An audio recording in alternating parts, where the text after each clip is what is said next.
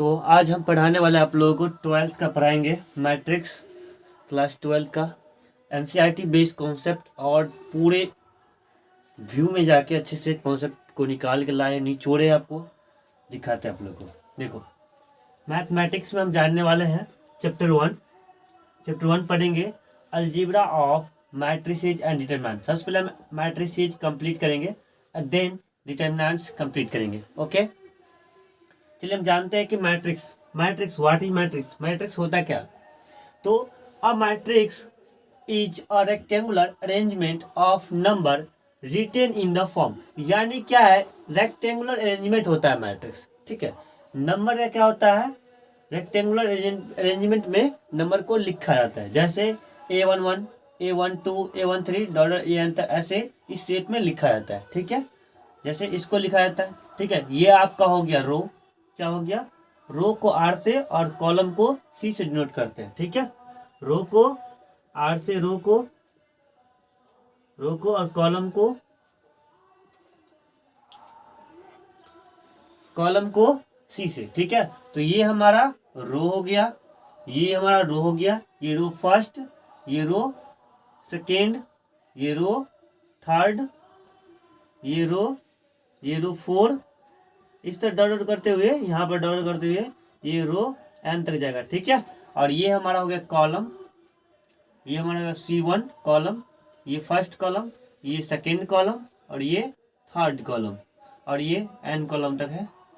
ठीक है, तो इसी तरह हम ध्यान देंगे, ये क्या है, हमारा टोटल जो अरेंजमेंट है वो M रो और N कॉलम है। ठीक है, M रो और N कॉलम है। इसमें ध्यान देंगे कि हम जो है सो मैट्रिक्स को जो लिखते हैं किसी शेप में, जैसे मान लो ये शेप में लिखा हमने। ठीक है, ये शेप देते हैं। ठीक है, तो बिग ब्रैकेट का जो शेप देते हैं। ठीक है, इसी तरह इसमें कितने तरीके से जो है हम मैट्रिक्स के अंदर लिख सकते हैं। तो नोट में हमने यहाँ पे लिखा है बहुत इंपॉर्टेंट फैक्ट्स। ये आपको बहुत इंपॉर्टेंट चीज है जो किसी को मालूम नहीं होगा, तो मैं ये नया कॉन्सेप्ट बता रहा हूँ।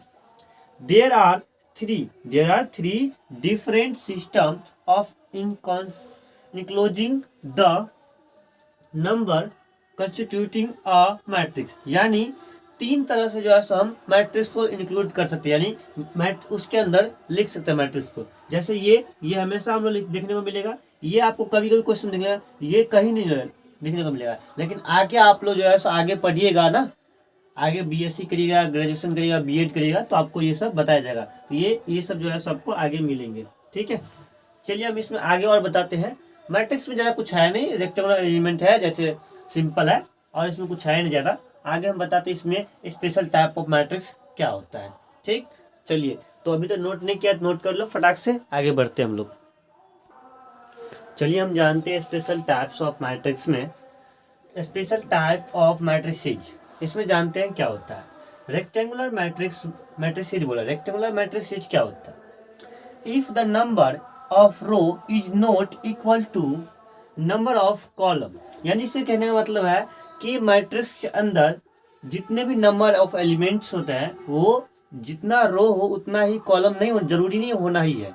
ठीक है, इसमें ज्यादा भी हो सकता है, कम भी हो सकता है, कोई फर्क नहीं पड़ता है। जैसे कोई मैट्रिक्स है, तो जैसे मैट्रिक्स है, मान लीजिए कोई मैट्रिक्स जरूरी नहीं है, इसमें जरूरी नहीं है कि आपको अगर 2 4 6 और 2 1 3, यानी कहने का मतलब है, इसका मतलब ये है कि जरूरी नहीं है जितना रो है उतना ही कॉलम होना चाहिए। ठीक है, जरूरी नहीं है रो ज्यादा भी हो सकता है, कॉलम कम भी हो सकता है। ठीक है, जरूरी नहीं है कि जो है सो कॉलम ज्यादा भी हो सकता है, रो कम भी हो सकता है।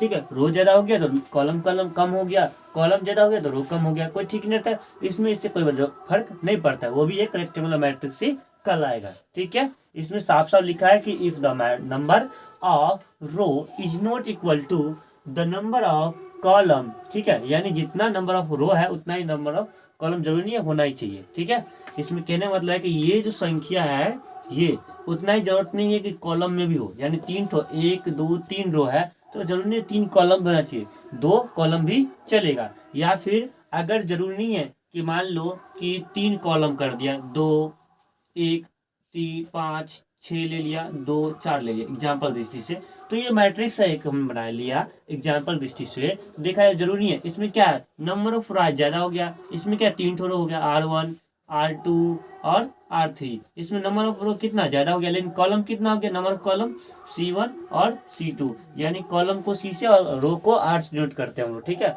तो जरूरी नहीं है कि ज़्यादा कॉलम हो जाए और रो कम रहे, इससे कोई फर्क नहीं करता है, ठीक है। तो the matrix is said to be rectangle, ठीक है, rectangular. The matrix is said to be rectangular, यानी रेक्टेंगल का मतलब ये नहीं है कि जो है इसमें मैट्रिक्स में रो और कॉलम इक्वल हो, ठीक है। ये इक्वल नहीं मिलेगा तो भी चलेगा, जरूरी नहीं इक्वल ही होगा, ठीक है। तो आगे कॉन्सेप्ट की ओर बढ़ते हैं। चलिए इतना पे